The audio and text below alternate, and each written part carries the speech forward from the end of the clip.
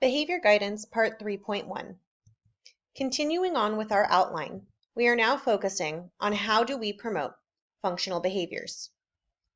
When looking at functional behaviors, we first have to remember that it is always easier to change the environment than to change the child themselves. Now, in discussing behavior guidance, all of this is focusing on behavior that we don't like, behavior that is annoying, behavior that is harmful, behavior that is dysfunctional. And we do want to promote children to be engaging in positive, functional, productive, helpful behaviors. However, the first step that we should be taking when trying to promote functional behaviors is to examine our environment. And the environment will include things such as the physical layout, our program schedule, the curriculum, the enrichment, the activities that we're offering. It also is going to include ourselves as the adult role model.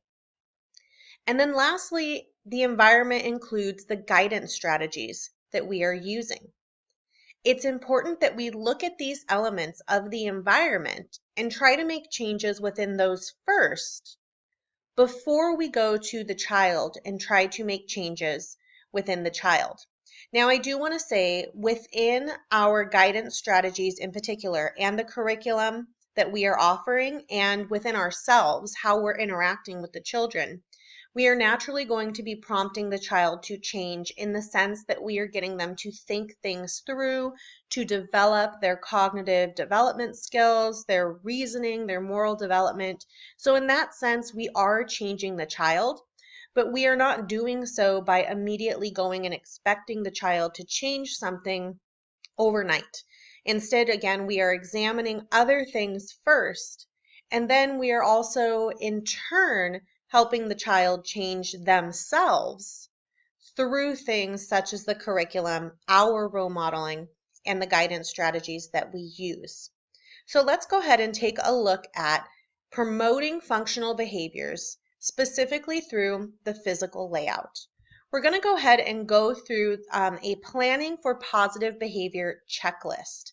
But before we start, I do want to point out that in after school, we often do not have the luxury of having our own dedicated spaces.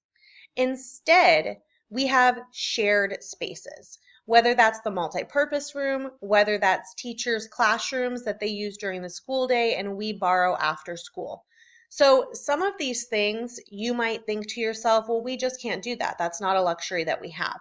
However, I am going to go through all of the items and try to relate it to how we can implement it in our after-school programs. So the first point is to be able to arrange shelves and furnitures to clearly identify learning centers. So to arrange various furniture, to arrange shelving, cabinets, so that you have clearly defined learning centers. Well, now here I've lost you because you're like, yep, that's out of our control. We use the NPR, and yeah, maybe we can request how we want the tables and chairs to be set up, but that's really all we have available to us are some tables and chairs. We use school day teachers' classrooms, and we are not allowed to move anything. So how can we have any control over this? Well, yes, that is a roadblock that we hit, but more often than not, school day teachers have already arranged the classroom in a way to have clearly defined learning centers. So our job after school is to make sure that we are utilizing those defined spaces in an appropriate or similar manner. So for example, when we have shelves that have books on them versus when we have shelves that have headphones or devices or other science-related materials instead of maybe books. We want to make sure that we have the areas next to those shelves associated with the materials that are provided on those shelves. If they clearly have an open floor space, especially if we're in a first or second grade classroom, there might be a defined learning area that is meant for children to sit and do a group activity, such as having one person give instructions or one person read a book while everyone is sitting on the carpet. If we have that type of space, we can utilize it in the same way after school, or we can utilize that open space as a reward for some children to get to work on the floor. Maybe they get to sit down during our academic hour, or they get to lie down while they're on their Chromebooks. That can be another way to utilize that identified learning center, but in a slightly different way for our after school purposes. We also want to make sure that we have clear routes or routes for children in terms of their traffic patterns, where they should or should not be walking to get to certain areas in the classroom so that they're not interrupting each other. Again, we don't have a whole lot of control as to how the classrooms may or may not already be set up. However, we can set very clear expectations about what the children should be doing if they want to ask a question of the adult or the teacher. Where should they be walking? Maybe they don't even get up and walk. Maybe they have to raise their hand and the adult will come to them. Maybe you have it set up to where the adult rotates to a different table every 10 minutes. So they know that they need to save their questions until you are at their table. And the only reason that they should be raising their hand is maybe to give you the water or the bathroom signal. And again, have clear expectations about where they should be walking to get to the bathroom or to the water. Some classrooms have the drinking water stations within the classroom, so have clear expectations about where they should be walking from their table to that. Kids will be kids, and they will want to take the longest route possible to get to the water fountain or to get to the teacher or to get to the bookshelf. And they usually want to do it because they want to get close to their friend, or they want to get close to the friend that they bother, that they pick on. If you have clear expectations about where they should or should not be walking to get to whatever location they need to get to, you can then have appropriate consequences for children who do not meet those expectations. So again, you have to promote the functional behaviors through the physical layout, but when we do not have control over the physical layout to rearrange things, we need to set clear expectations within our ground rules, which we talked about in previous sections of this behavior guidance series. In the classroom or even on the playground, we want to make sure that the adult can observe every part of the room or the play area without obstruction. Again, we do not have control over the spaces and how they are set up. So if there is a part of the classroom that we cannot observe, we want to make sure that it's off limits. The same goes when we're outside. If we have 4 adults on the playground observing all 4 groups together, you can spread the adults out so that they can be monitoring the handball area, the play structure area, the bathroom area, and the field.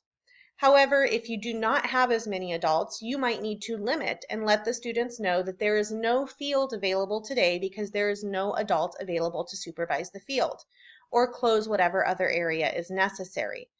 If this is something you have on a regular basis, that you only have a few adults out or 1 adult out, then you can make sure to rotate what area of the playground you are accessing so the children don't end up being like, well, all we ever do is the field. We never get to go on the play structure.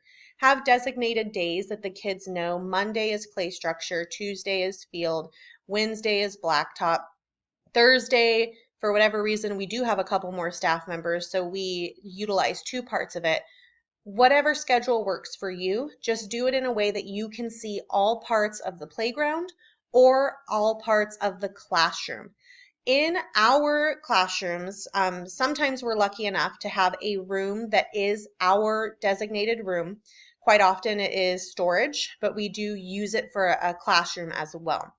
In my current site, we do actually create a barrier to have a little bit of privacy in the quote-unquote office space of the site leads. And we do this intentionally. So if the IA is working in that classroom, they aren't able to easily see what is going on behind our desks, and the children can't either. We do that to limit the distractions of the children, and we also do that to provide privacy to the children that are in the office area speaking to the site leads, whether it's a behavior problem or whether it's an illness, or if the site leads are just having to make a phone call. So we have a little bit more privacy there. So if there is part of the classroom that has been intentionally divided in some way, shape, or form, again, set clear expectations that children should not be in that area and what they should be doing or what they can be allowed to do instead. And then if a child is violating those expectations, make sure you have clear consequences on how to follow through.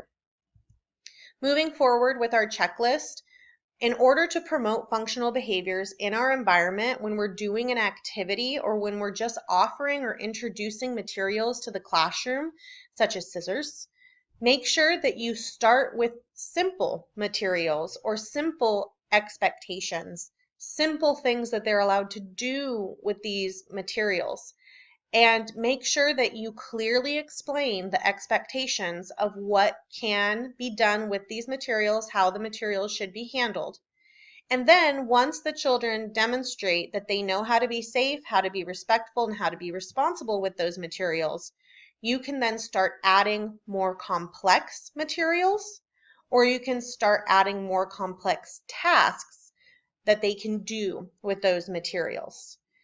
This is also a little bit of a guidance strategy, and we will talk more about it in future videos of this series. How do you go about teaching it? How do you make sure to distinguish how to be safe, how to be respectful, how to be responsible with a certain material?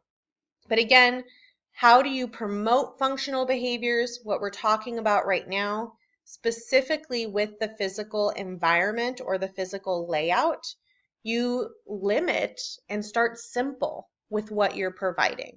To give another example here, in one of the classrooms that I work in, we're very lucky that we have a lot of flexible seating, but that has to start out very simplistically in the beginning of the year. You don't usually start with the yoga balls right off the bat because children don't know how to be safe, how to be respectful, how to be responsible with those.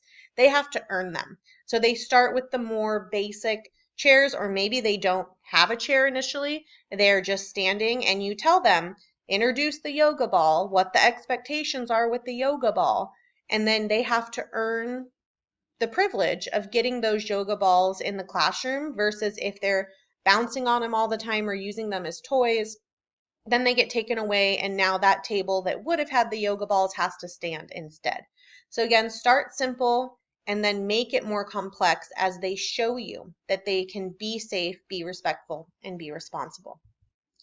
Continuing with our checklist, you do want to consider and prepare for any special needs of children with ability differences. Now, in our after-school programs, we may have children that have some type of ability difference. Now, we don't usually have a lot just because it's hard for us to meet the needs, and we in our after-school programs are not required to provide the same level of accommodation as the school days are. We don't have one-on-one aides in the after-school programs, but parents are allowed to apply for our program, and their child might be accepted to the program with the understanding that we are going to do the best we can in our 1 to 20, 1 to 24, 25 ratios. For example, here in a school that I worked at, we did have a child who was in a wheelchair and sometimes in a walker, depending on how he was feeling. Sometimes he needed his wheelchair versus sometimes being able to have the strength to use the walker. And we did end up moving this child from one group to another group once we learned of this ability difference, because we didn't want them in this classroom that was really far away, sometimes uncovered, having to get over to the classroom due to rain. And we also were able to partner that child in a combo class with their older sibling, who was allowed to help push the wheelchair when necessary. So when you know that you have a child with an ability difference, work with your site lead, work with the school day to figure out how do they accommodate this during the school day, and what can we continue to accommodate after school within reason. But again, our programs are not required to the same level as the school day to do this. The best example, again, that we don't have the ability to provide one-on-one aids. When we have material that's being displayed, we want to make sure that it's ideally visually appealing. You know, you want it to look good. You don't want to go into a classroom that is cluttered, that is messy. You want it to look nice and inviting, especially if parents are coming into the classroom, if that's your room that they are entering for pickup and drop off dismissal procedures. You want it to be visually appealing. That's going to make it more inviting. Children should naturally want to behave better, although you will have a mischievous child who will want to ruin the things that are visually appealing, but we'll talk about guidance strategies a little bit later. But when you have materials, you also want to make sure that it is height accessible for the children. So don't put things way out of their reach and then expect them to be able to go and get it. For example, in our classroom, we have construction paper and it is up higher just because that's where it fits. So we shouldn't be expecting children to go in and grab a couple of pieces of red construction paper. Instead, they can ask us as the site leads because we happen to be in that room, and they can send a child to ask us, hey, this teacher needs a couple pieces of red construction paper, and we will go grab it and give it to the child to take back to their classroom. But that's really a safety thing. You don't want them getting material that is outside of what they can reach. And also you don't want to put things that are super appealing outside of their reach if it's something you want them to have access to. Now, maybe you do put the scissors up higher because you don't want them getting the scissors whenever they want to. That's fine. That's another safety concern, a different way to go about it. When you have materials, you also want to make sure not to place materials on top of or in front of one another. Again, this is a safety thing. You don't want children to be reaching for one item and then have all the items on top of it tumble down, or to have to move things out of the way or knock those things down as they're reaching for an item that's in the back. Now, often in our programs, we have a cart that we have to maneuver back and forth to carry our supplies to the classroom that we will be using for the day. Sometimes it is fine to leave the materials on that cart.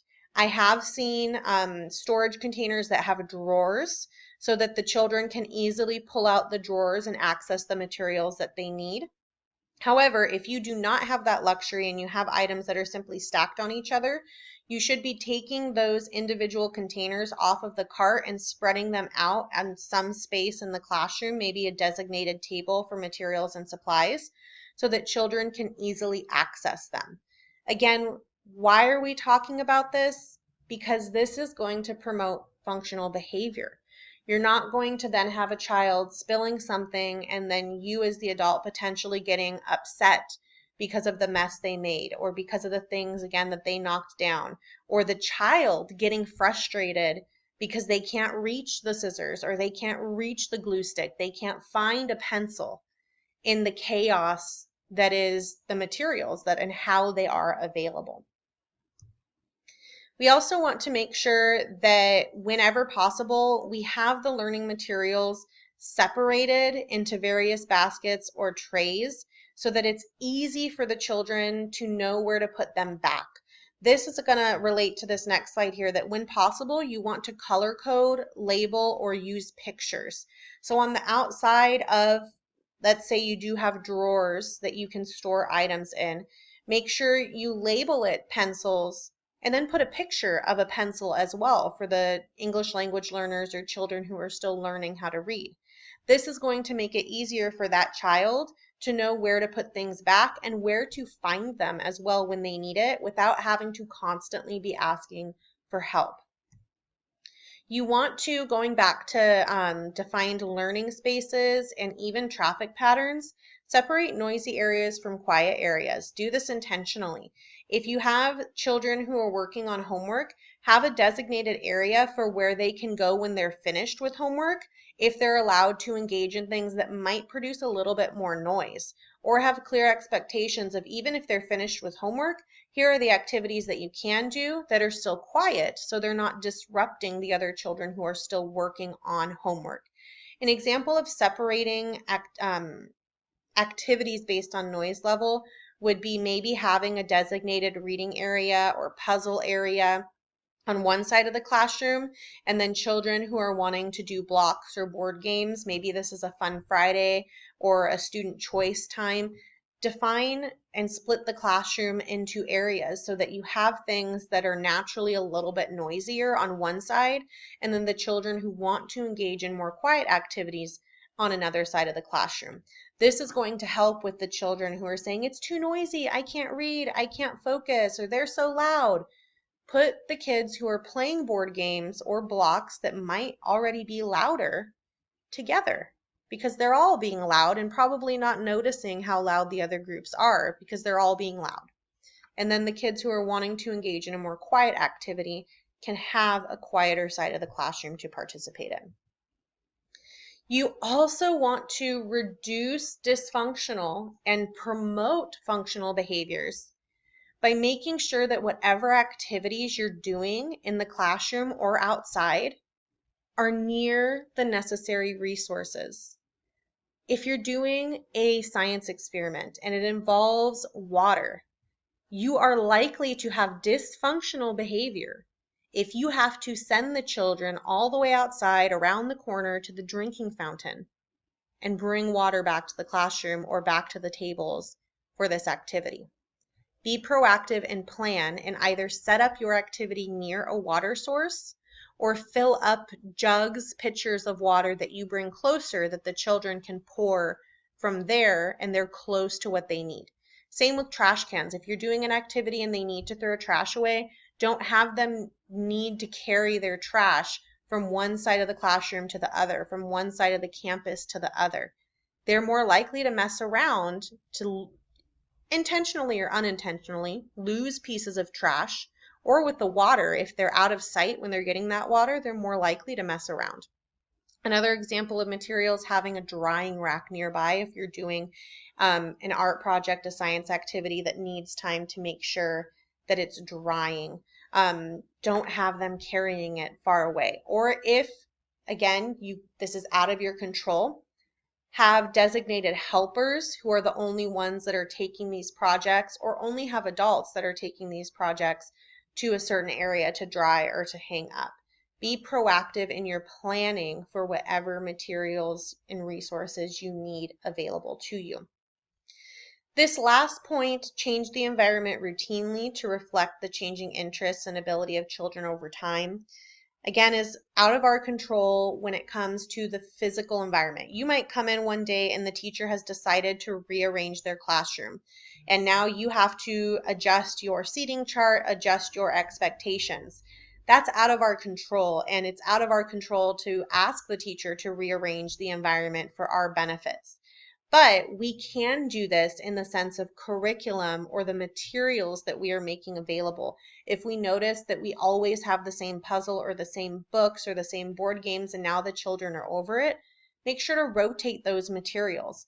Have maybe Battleship only comes out once a week, and that way they're not getting tired of Battleship and they look forward to when Battleship is available.